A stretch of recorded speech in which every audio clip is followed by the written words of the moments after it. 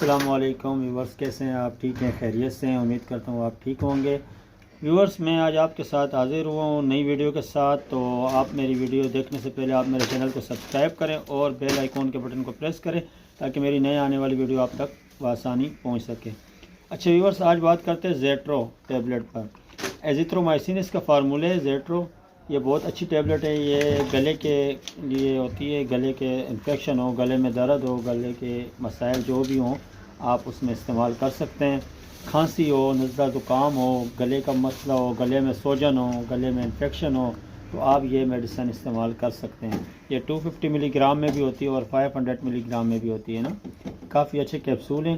تو یہ Gates company کے ہیں، بآسانی آپ کو مل سکتے ہیں ہر جگہ سے۔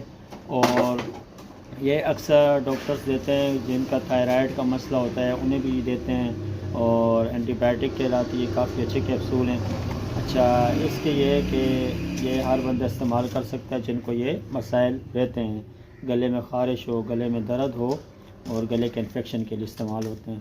اچھا ویور، اس کے سائیڈ ایفیکٹ بہت کم ہیں اور یہ کافی اچھی میڈیسن ہے، فائدہ دے گی انشاءاللہ، آپ استعمال کریں۔ آپ کو میری ویڈیو پسند آئے تو آپ میری ویڈیو کو لائک کریں اور میرے چینل کو سبسکرائب کریں تاکہ میں آپ کے لیے نئی ویڈیو بنا سکوں۔